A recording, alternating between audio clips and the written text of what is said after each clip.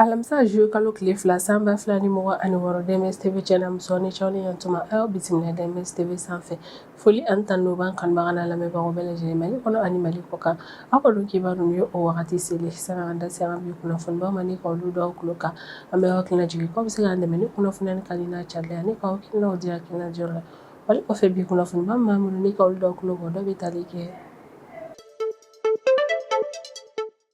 sanga ani wagati an ka Mali jɔni maaw yɛrɛ kɔni cɛsirin bɛ fɛrɛlatigɛ la walasa min yɛrɛ kɔni ɲɛnamafɛnw kana don an ka Mali jamana kɔnɔna na wari de la kuma bɛɛ u bɛ to ka contrôle-baw yɛrɛ kɔni kɛ an ka jamana frontière yɛrɛ kɔnɔna walasa min yɛrɛ kɔni fɛnko tɛ olu kana don an ka Mali jamana kɔnɔna cogoya si la o hukumu yɛrɛ de kɔnɔna ko sibiri tɛmɛnen juin kalo tile 27 san 2026 ko min yɛrɛ kɔni an ka Mali douane maaw yɛrɛ kɔni k'u taara opération dɔ yɛrɛ kɔni kɛ Senu localité la ni yɛrɛ kofɔlen bɛ an ka Bamakɔ kɔnɔna na kɔni yala k'a fɔ ko douane maaw yɛrɛ kɔni ni opération kɛ Senu localité yɛrɛ kɔnɔ ko opération in kɛra ni ka ɲɛsin bolimafɛn dɔ de ma ni bolimafɛn min yɛrɛ kɔni bɔra an kɛrɛfɛ jamana dɔ la ni ka na Mali jamana kɔnɔ wa yirala k'a fɔ ko bolimafɛn yɛrɛ kɔni ko falen don fura kuntanw yɛrɛ de kɔnɔna minnu kun na don an ka Mali jamana kɔnɔna na OCS ni office central de stupéfiants ni ne cakɛda an ka Mali jamana kɔnɔna minnu ka baara bɛn don ɲɛnamafɛn don ni kɛlɛli ma i n'a fɔ bɛɛ lajɛlen b'a kalama cogo olu fana b'u k'u seko n'u damayira kɛ fɛlatigɛ la walasa min yɛrɛ kɔni ɲɛnamafɛn don an ka Mali jamana kɔnɔna ka dankari o bala in yɛrɛ kɔnɔna ka da kan i n'a fɔ bɛɛ lajɛlen b'a kalama cogo ɲɛnamafɛn yɛrɛ kɔni bɛ kɔlɔlɔ se jamana kɔnɔdenw ka kɛnɛyako yɛrɛ kɔni ma o ko hukumu yɛrɛ de kɔnɔna ko min yɛrɛ kɔni ka ye OCS maaw ye k'olu ye opération belebeleba fila yɛrɛ kɔni kɛ Kayi région yɛrɛ kɔni kɔnɔna na juin kalo tile 25 tɛmɛnen san 2026 kɔni yirala k'a fɔ ko Kayi OCS cɛdenw yɛrɛ kɔni ni opération min kɛ ko opération in ɲɛna kosɛbɛ ka da kan opération in senfɛ u sera ka u bolo la ɲɛnamafɛn ale ni fɛn kuntan caman yɛrɛ kɔni ka maa dɔw yɛrɛ kɔni bolo Kayi région yɛrɛ kɔni kɔnɔna na min ka conseil national de transition ni o ye CNT a kɔni yirala k'a fɔ ko tarata tɛmɛnen juin kalo tile 30 san 2026 k'olu kun bɛ u ka ɲɔgɔnye dɔ yɛrɛ kɔnɔna k'u ka ɲɔgɔnye yɛrɛ kɔni senfɛ u ye loi kura dɔ yɛrɛ kɔni adopté an ka Mali jamana kɔnɔna na loi min yɛrɛ kɔni nana kɛ sababu ye ni ka yamaruya yɛrɛ kɔni di jamana autorités yɛrɛ kɔni ma ka se ka fɛɛrɛ latigɛ ni tajimafɛn mara yɛrɛ kɔni k'o kɛ jamana kɔnɔna na walasa min yɛrɛ kɔni crise walima tajimafɛn ko gɛlɛya n'o yɛrɛ kɔni nana diɲɛ kɔnɔna na min ye Mali jamana ye ale kɔni ka se ka a ka o tajimafɛn yɛrɛ kɔni utiliser yanni nɔgɔya bɛ kɛ diɲɛ tajimafɛn ko yɛrɛ kɔnɔna bɛ wagati min na i n'a fɔ ko bi min ka Mali fintigilakaw ye olu cɛsirilen tɛ dɔrɔn banbaci walima o kɛlɛli dɔrɔn na u kɔni cɛsiri bɛ ka fɛɛrɛ bɛɛ lajɛlen latigɛ k'an ka jamana sirabaw yɛrɛ kɔni lakana sabati o ko hukumu yɛrɛ de kɔnɔna ko juin kalo tile 23 ka taa bila juin kalo tile 29 na san 2026 ko min an ka Mali fintigilakaw ye olu kɔni ye camion 940 yɛrɛ de kɔni escorté ni ka bɔ Kayi ka na n'a ye fo Bamakɔ région yɛrɛ kɔni kɔnɔna na a kɔni yirala k'a fɔ k'an ka Mali fintigilakaw ye ni camion ninnu yɛrɛ kɔni escorté k'u kɔni tɛmɛna siraw la sira min bɛ Kayi Sandare Jema ale ni Bamakɔ ni ɲɔgɔn cɛla yɛrɛ kɔnɔna k'an ka Mali fintigilakaw ye ni camion yɛrɛ kɔni escorté walasa camion yɛrɛ kɔni n'o kɔnɔnafɛnw yɛrɛ kɔni ka se ka se lafiya ale ni lakana kɔnɔna na Bamakɔ yɛrɛ kɔni kɔnɔna na Niger fintigilakaw sanga ani wagati olu kɔni cɛsirin bɛ banbaci walima o yɛrɛ kɔni kɛlɛli baaraw la jamana in kɔnɔna na o ko hukumu de la ko tarata tɛmɛnen juin kalo tile 30 san 2026 sɔgɔmada fɛla joona nɛgɛ kanɲɛ 6 ka sanga ni miniti 30 ko min yɛrɛ kɔni ye banbaci walima dɔ ye k'olu nana essayer k'u bɛ binkani wale kɛ ni ka ɲɛsin Niger fintigilakaw ka dagasigiyɔrɔ dɔ yɛrɛ kɔni ma Torodi localité yɛrɛ kɔnɔna ni yɛrɛ kofɔlen bi Tilaberi région de kɔnɔna na nka yirala k'a fɔ ko Niger fintigilakaw ka cɛsiri u ka baara kɛ kɔni malen n'u ka teliya ko kɔni kɛra sababu n'u sera ka ni banbaci walima ni bali u ka binkani wale in yɛrɛ kɔnɔna ni kunnafoniba de bɛ an bolo kɔrɔ bi an bɛna minnu walawala aw ye bi don kibaru kɔnɔna na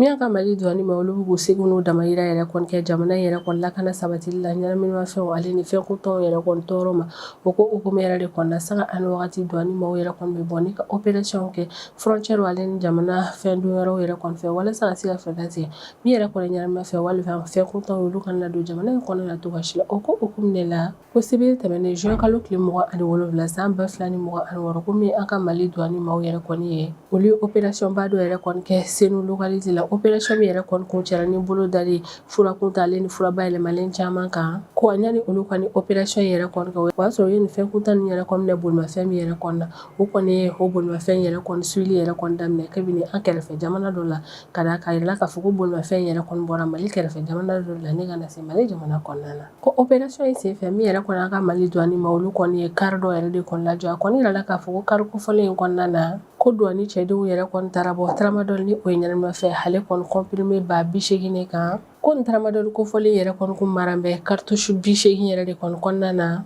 ko cartouche kelen kelenna bɛɛ lajɛlen yɛrɛ kɔni kɔnɔna na tramadol paquet 10 yɛrɛ de kɔni kun bɛ yen nɔ ko maa minnu yɛrɛ kɔni dɔrɔn ni fɛn kofɔlen ye kari kofɔlen yɛrɛ kɔni kɔnɔna na u yɛrɛ kɔni kun kɛmɛ ni ka fɛn nin yɛrɛ kɔni dogo kosɛbɛ kari kofɔlen yɛrɛ kɔni plafond yɛrɛ de kɔni na walasa min ye douane maaw yɛrɛ kɔni olu kana se k'a ye cogoya si la ko nka douane maaw ka cɛsiri u ka baara kɛ ko ɲuman ale n'u ka sɛgɛsɛgɛli baara kɛ ko ɲuman o yɛrɛ kɔni kɛra sababu ye n'u sera ka bɔ nin tramadol kofɔlen kan hali n'a sɔrɔ maa min yɛrɛ kɔni kun kɛmɛ ne k'a dogo cogo ɲuman na douane ɲɛmaa yɛrɛ kɔni ka kɔrɔfɔ la ko n'i y'a ye olu ka cɛdenw yɛrɛ kɔni sera ka sebaya sɔrɔ ni opération in na ko dɔw wɛrɛ tɛ u kun ye renseignement min yɛrɛ kɔni sɔrɔ ne ka bɔ u tɔɲɔgɔnw yɛrɛ kɔni yɔrɔ la u ye renseignement in yɛrɛ kɔni labara cogo ɲuman na ko ale ka cɛdenw ka jateminɛ ale n'u ka hakilisigi a n'u ka baara kɛ ko ɲuman ko yɛrɛ de kɔni kɛra sababu ye ni u kɔni sera ka sebaya sɔrɔ ni opération in yɛrɛ kɔni na halisa a bɛ sisaya kan k'a fɔ k'an bɛ wagati min na i n'a fɔ ko bi komi an ka Mali douane ma halisa olu cɛsirilen bɛ trafic illicite ale ni ɲɛnaminafɛnw donni kɛlɛli ma ni ka bɔ an ka Mali jamana kɔnɔ la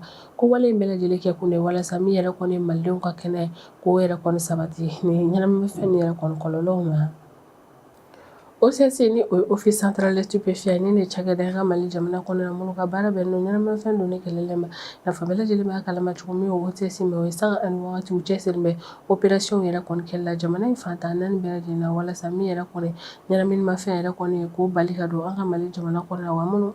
wa maa minnu ka baara bɛnnen don nin fɛn yɛrɛ kɔni ladonni ma ka fɛɛrɛ yɛrɛ kɔni latigɛ ni ka dankari olu ka o wale jugu ninnu na o ko hukumu de la ko juin kalo tile 25 tɛmɛnen san 2026 ko min yɛrɛ kɔni ye ka ye OCS antenne régionale maaw ye k'olu ye opération belebeleba 2 yɛrɛ kɔni kɛ Keɲeba cercle kɔnɔna na ni yɛrɛ kofɔlen bɛ ka ye région yɛrɛ de kɔni kɔnɔna na ka OCS maaw yɛrɛ kɔni ka kɔrɔfɔ la k'olu ye nin opération minnu kɛ opération nin yɛrɛ kɔni kɛra ni ka ɲɛsin kɛrɛnkɛrɛnnenya la Tɛntinba ale ni Keɲeba ville localité yɛrɛ de kɔni ma ko opération yɛrɛ kɔni kuncɛra ni bolo dali yɛrɛ kɔni ye produit caman ka produit minnu interdit don an ka Mali jamana kɔnɔna na bolodala produit kuntan nin yɛrɛ kɔni marali minɛnw yɛrɛ kɔni kɔnɔna na ale ni marifa fo ka taa se wari yɛrɛ kɔni ma ko opération yɛrɛ kɔni senfɛ ko min yɛrɛ kɔni ka OCS cɛdenw k'u sera ka bolo da ni fɛnba nin yɛrɛ kɔni bɛɛ lajɛlen de kan ko Tɛntinba localité yɛrɛ kɔni kɔnɔna na OCS cɛden minnu taara ni opération yɛrɛ kɔni kɛ u ka o opération yɛrɛ kɔni kun ɲɛmɔgɔyalen kun don commissaire de police Abdul Aziz Dambele yɛrɛ de kɔni fɛ ni ale de ye ka OCS yɛrɛ kɔni antenne ɲɛmaa yɛrɛ kɔni ka danka ye k'ale kɔni ka cɛdenw yɛrɛ kɔni wulila ni ka taa maa dɔ yɛrɛ kɔni ka so ni bisikiya bɛ ka kɛ ni maa kofɔlen na k'a fɔ k'a ka baara bɛnnen don ɲɛnaminafɛn feereli yɛrɛ de kɔni ma a yirala k'a fɔ ko nin maa kofɔlen si bɛ san 37 de la ko wa localité yɛrɛ kɔni na a yiralen don k'a fɔ ko maa in yɛrɛ kɔni ka baara bɛnnen don feere yɛrɛ de kɔni kɛli ma ko OCS cɛdenw yɛrɛ kɔni taara ni maa kofɔlen min yɛrɛ kɔni fɛ yen nɔ ko ɲɔni OCS maaw yɛrɛ kɔni ka se dɔ kɔni ye maa kofɔlen kunnafoniya k'a fɔ ko min yɛrɛ kɔni OCS cɛdenw k'u natɔ don o yɛrɛ kɔni kɛra sababu ye ni maa kofɔlen yɛrɛ kɔni bolila ni ka bɔ a ka so kɔnɔ ko a ka boli yɛrɛ kɔni kɔnɔna na a perese kojugu a kɔni taara ni ka fɛn kuntan ale ɲɛnaminimafɛn caman yɛrɛ kɔni to a ka so yɛrɛ kɔni kɔnɔna na o yɛrɛ kɔni kɛlen OCS maaw selen ni maa kofɔlen yɛrɛ kɔni ka so o kɔni ma ale sɔrɔ nka o ye wolomali kɛ ni maa kofɔlen ka so wolomali min yɛrɛ kɔni kɛra ni maa kofɔlen ka so o kɔni kɛra sababu ni OCS maaw y'u bolo da fɛn caman kan u y'u bolo da fɛn minnu ka kɛrɛnkɛrɛnnenya la o de ye tramadol comprimé 558 couche ni o ye ɲɛnaminimafɛn ale kɔni sachet 743 couche ale kɔni bulu kelen n'a yɛrɛ don k'a fɔ ko nin couche bulu kelen yɛrɛ kɔni gira bɛ ta kilogramme kelen yɛrɛ de kɔni na ni yɛrɛ kɔni OCS cɛdenw k'u ye wolomali min kɛ nin maa kofɔlen ka so kɔnɔ k'u kɔni taara bɔ ni fɛn kuntan ninnu caman de kan ko yɛrɛ kɔni fɛnɛ tɛmɛlen kɔfɛ min ye OCS cɛdenw olu sera ka o bolo da Mila serpent paquet 25 Herezila bulu paquet 217 cannabis sachet 40 Christopher dosi 6 balansi kuramaden 2 ale ni sachet 218 n'a kɔni yalen don k'a fɔ ko ni sachet yɛrɛ kɔni dabɔlen don fɛn kuntan nin yɛrɛ kɔni embaleli baaraw yɛrɛ de kɔni na ko OCS cɛdenw yɛrɛ kɔni sera ka u bolo da 57 ni dɔɔni fɛnɛ yɛrɛ kɔni kan ni maa kofɔlen ka so kɔnɔ wa bisikiya bɛ yɛrɛ k'a fɔ ko maa kofɔlen ye nin wari in yɛrɛ kɔni sɔrɔ a ka fɛn kuntan nin feereli baaraw yɛrɛ de kɔni na ko damadɔ ni opération yɛrɛ kɔni kɔfɛ min yɛrɛ kɔni ye Kayi OCC cɛdenw yɛrɛ kɔni olu taara opération kura wɛrɛ yɛrɛ kɔni kɛ Keɲeba ville localité yɛrɛ kɔni na ko opération yɛrɛ kɔni fɛnɛ kɛra ni ka ɲɛsin maa dɔ yɛrɛ de kɔni fɛnɛ ma bisa bɛ kɛ maa min na k'a fɔ ko ale yɛrɛ kɔni ka baara bɛn don ɲɛnamafɛn feereli yɛrɛ de kɔni ma Keɲeba ville kɔnɔna na ko o yɔrɔ kofɔlen kelen yɛrɛ kɔni fɛnɛ na min yɛrɛ kɔni OCC cɛdenw olu kun bɛ ka taa maa min yɛrɛ kɔni minɛ ko ɲani OCC maaw yɛrɛ kɔni bɛ se dɔ ye maa kofɔlen yɛrɛ kɔni la kunnafoniya k'a fɔ ko min OCC maaw ye k'u bɛ ka na a kama o yɛrɛ kɔni kɛra sababu ye ni maa kofɔlen yɛrɛ kɔni bolila ni ka taga k'a ka bitigi yɛrɛ kɔni dayɛlɛlen to OCC maaw yɛrɛ kɔni selen ni maa kofɔlen ka butigi yɛrɛ kɔnɔna u ye wolomali kɛ butigi in kɔnɔna na wolomali senfɛ u sera ka u bolo da fɛn caman kan u y'u bolo da fɛn minnu ka kɛrɛnkɛrɛnnenya la o de ye tramadol comprimé 491 diazepam comprimé 80 couche chassé 215 Christopher dose 12 téléphone égarama 2 balance kurama 2 cigarette cartouche 38 marifa kelen n'a yiralen don k'a fɔ ko marifa kelen yɛrɛ kɔnɔna ko cartouche 2 fɛnɛ kun b'a la ale ni carte biométrique dɔ yɛrɛ kɔni n'a yiralen don k'a fɔ ko carte biométrique in yɛrɛ kɔni kun ye maa ta ye maa min yɛrɛ kɔni de kun ta ye bitigi ye n'a bolila ka taga ka bɔ yen nɔ ko carte biométrique in yɛrɛ kɔni kɛra sababu ni min yɛrɛ kɔni OCC cɛdenw ye u sera ka butigitigi in yɛrɛ kɔni lakodɔn an kɔni bɛ wagati min na i n'a fɔ ko bi a kɔni dala k'a fɔ ko OCC cɛdenw ka opération filanan in yɛrɛ kɔni senfɛ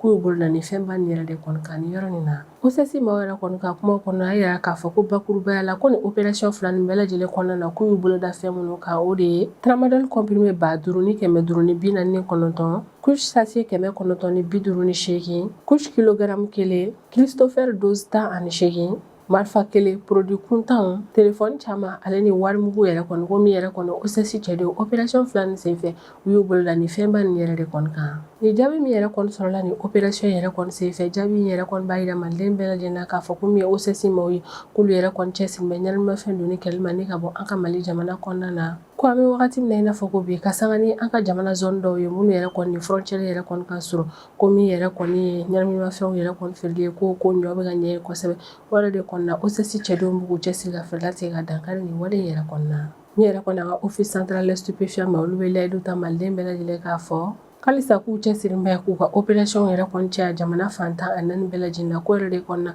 u ye welemada kɛ ni ka ɲɛsin jamana kɔnɔdenw ma k'an ka hakili to an yɛrɛ la kosɛbɛ wa n'an bisigara maa o maa yɛrɛ kɔni ka ko kɛtaw la an kɔni k'an ka lakana tigilamɔgɔw wele ni ka o ko in yɛrɛ kɔni signalé olu ye OCC maaw kɔni y'a yira k'a fɔ k'an bɛ wagati min na i n'a fɔ ko bi k'u bɛna continuer sɛgɛsɛgɛli baaraw fɛ walasa nin opération in kɔnɔna na maa fila minnu sera ka boli ni ka tila o la ka bolo da o maa fila nin yɛrɛ kɔni kan ale ni ka fɛɛrɛ latigɛ n'o y'a sɔrɔ ko in yɛrɛ kɔni ye réseau de ka réseau in yɛrɛ kɔni ci ka bɔ jamana in kɔnɔna na walasa maa nin yɛrɛ kɔni kana na se ka ɲɛnaminimafɛn ladon jamana kɔnɔna na cogoya si la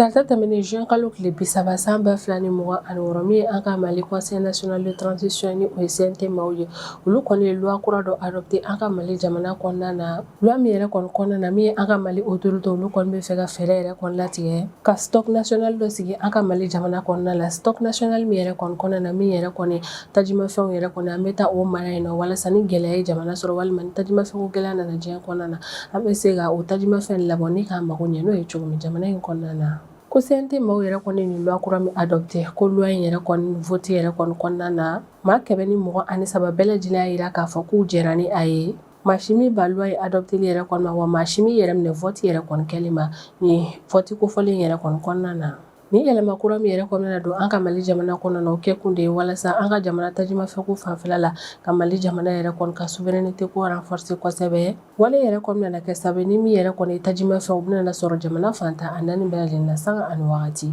décision yɛrɛ kɔni bɛna kɛ sababu ye ni n'o y'a sɔrɔ tajimafɛn yɛrɛ kɔni nana dɔgɔya diɲɛ kɔnɔna na walima n'o y'a sɔrɔ ni caman farala tajimafɛn sɔngɔ yɛrɛ kɔni ka diɲɛ kɔnɔna na k'o dabɔ kɛlɛw ale lakanako gɛlɛyaw yɛrɛ kɔnɔna bɛ wagati min na i n'a fɔ ko bi o tun bɛ degun min yɛrɛ kɔni se Mali yɛrɛ kɔnɔ wagati tɛmɛnenw yɛrɛ kɔnɔna na décision yɛrɛ kɔni bɛna kɛ sababu ni k'o degun wuli ka bɔ Mali jamana yɛrɛ kɔni kan ni stock kofɔlen yɛrɛ kɔni sigilen se ka an ka Mali jamana kɔnɔna na min yɛrɛ kɔni an ka Mali autorité olu kɔni ka laɲini de ka fɛɛrɛ latigɛ min yɛrɛ kɔni ye tajimafɛn o ka se ka sɔrɔ jamana kɔnɔna na sanga ani wagati wa crise minnu bɛ se ka na diɲɛ kɔnɔna na walima crise minnu bɛ se ka na an ka Mali jamana kɔnɔna na n'o crise yɛrɛ kɔni bɛ se ka na degun se tajimafɛnko yɛrɛ kɔni ma ko in yɛrɛ kɔni bɛ kɛ sababu ye ni Mali bɛ se ka muɲu o crise nin yɛrɛ kɔni kɔrɔla la ka d'a kan o b'a sɔrɔ tajimafɛn dɔ maralen bɛ a bolo a ka jamana kɔnɔna na CNT maaw yɛrɛ kɔni kelen ne ka loi yɛrɛ kɔni adopté o kɔni ɲɛtagaba yɛrɛ de kɔni an ka Mali autorités ka fɛrɛlatigɛ la walasa ka se ka nin stock kofɔlen yɛrɛ kɔni sigi sen kan ka d'a kan kabini wagati tɛmɛnenw na min ye an ka Mali autorités olu kɔni y'a yira k'a fɔ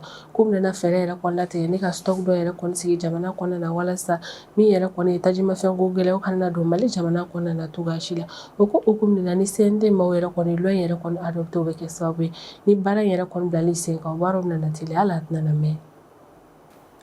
Min an ka Mali fintigilakaw yɛrɛ kɔni olu cɛsirilen tɛ dɔrɔn banbaci wale maaw yɛrɛ kɔni kɛlɛli baaraw la u cɛsirilen bɛ fɛrɛlatigɛ la k'an ka jamana sirabaw yɛrɛ kɔni lakana sabati o ko hukumu yɛrɛ de kɔni na ko juin kalo tile 23 ka taa bila juin kalo tile 29 na san 2021 ko min an ka Mali fintigilakaw yɛrɛ kɔni olu ye escorte opération belebeleba dɔ yɛrɛ kɔni kɛ opération min kɛ kun yɛrɛ de kɔni ye walasa siran kɛrɛnkɛrɛnnen minnu yɛrɛ kɔni bɛ an ka Mali jamana kɔnɔna na n'o siran yɛrɛ kɔni bɛ Kayi Sandare Jema ani Bamako ni ɲɔgɔn cɛ la ka fɛrɛlatigɛ ni ka o siran yɛrɛ kɔni lakana bɛ wagati min na i n'a fɔ ko bi ko opération yɛrɛ kɔni daminɛna ni camion civil 540 yɛrɛ de kɔni escorteli ye ka bɔ Kayi ni ka taa n'a ye Sandare localité yɛrɛ kɔni na ko escorte yɛrɛ kɔni détachement wɛrɛ yɛrɛ kɔni tun bɛ yen nɔ n'olu yɛrɛ kɔni kun wulila Jema localité de la o escorte yɛrɛ kɔni sɔrɔla ka fara escorte tɔ ninnu yɛrɛ kɔni kan walasa camion minnu bɛ ani bolimafɛn minnu yɛrɛ kɔni tun bɛ yen nɔ n'olu jɔlen yɛrɛ kɔni tun bɛ a mɛnna Sandare localité yɛrɛ kɔni na ka fɛrɛlatigɛ o bɛɛ lajɛlen ka fara ɲɔgɔn kan ne ka escorte kɛ ɲɔgɔn fɛ ka don n'u ye f'an ka Bamako kɔnɔna na lakana kɔnɔna na u kɛlen ka fara ɲɔgɔn kan yɛrɛ kɔni kɛ Jema localité la kɔni yirala k'a fɔ ko camion nin bɛɛ lajɛlen yɛrɛ kɔni tun bɛ bɛn camion 940 yɛrɛ de kɔni ma ko an ka Mali fintigilakaw ka lakana yɛrɛ kɔni kɔnɔna na ko min yɛrɛ kɔni ni camion convoi yɛrɛ kɔni k'u tɛmɛna sira caman fɛ o tɛmɛna sira minnu fɛ o de ye Sebabugu Kuala Jijeni Kolokani Kati fo ka na u se an ka Bamako kɔnɔna na ko escorte yɛrɛ kɔni bɛɛ lajɛlen kɛla ni yɔrɔba ni ɲɔgɔn cɛ la ka sɔrɔ basi gɛlɛma foyi yɛrɛ kɔni ma bolimafɛn ninnu yɛrɛ kɔni sɔrɔ sira la ni opération yɛrɛ kɔni bɛ tali kɛ an ka Mali fintigilakaw ka cɛsiri baara la sanga ani wagati ye ni ka an ka jamana sirabaw yɛrɛ kɔni lakana wale bɛ kɛ sababu ni min yɛrɛ kɔni ye jamana kɔnɔdenw n'u bololafɛnw ka yalayala yɛrɛ kɔni ye jamana ɲɔgɔn cɛ la o kɔni bɛ kɛ lafiya ale lakana yɛrɛ kɔni kɔnɔna na jamana fantan naani bɛɛ lajɛlen na bɛ wagati min na i n'a fɔ ko bi sisan an bɛ tɛmɛ n'an ka jamana kɔfɛ kibaruyaw ye o kɔnɔna na an bɛ taa Niger jamana kɔnɔna na min ye Niger fintigilakaw sanga ani wagati olu b'u cɛsiri k'u ka jateminɛw yɛrɛ kɔni caya walasa min yɛrɛ kɔni banbaci walima olu ka binkani walew kana na sebaya sɔrɔ o la cogoya si la o ko hukumu yɛrɛ de kɔni na ko tarata tɛmɛnen juin kalo tile 30 san 2026 sɔgɔmarafɛla nɛgɛ kanɲɛ 6 ka sanga ni miniti 30 yɛrɛ kɔni ko min ye banbaci wale maaw dɔw yɛrɛ kɔni olu nana fɔ k'u bɛ binkani wale kɛ ka ɲɛsin Niger fintigilakaw ka dagasigiyɔrɔ dɔ yɛrɛ kɔni ma Torodi localité la ni yɛrɛ kofɔlen bɛ Tilaberi région de kɔnɔna na Niger kunnafonidiso caman ka kɔrɔfɔ la ko banbaci wale maa minnu ye ni binkani wale yɛrɛ kɔni kɛ k'u bɛna wagati min u kɔni maramafɛn girimanw tun bɛ u bolo k'u nana moto caman ale ni mobili caman yɛrɛ de kɔni na Niger fintigilakaw ka nin dagasigiyɔrɔ in na ko u nalen yɛrɛ kɔni u ye a essayer yɛrɛ kɔni k'u bɛna na Niger fintigilakaw ka dagasigiyɔrɔ yɛrɛ kɔni minɛ u la ni binkani wale kɛlen ka ɲɛsin u ma ko nka Niger fintigilakaw yɛrɛ kɔni ka cɛsiri u ka baara kɛ ko ɲuman u ka teliya hali n'u ka jateminɛ yɛrɛ kɔni kɛra sababu ye n'u sera ka banbaci wale maa yɛrɛ kɔni bali u ka wale jugu in yɛrɛ kɔni na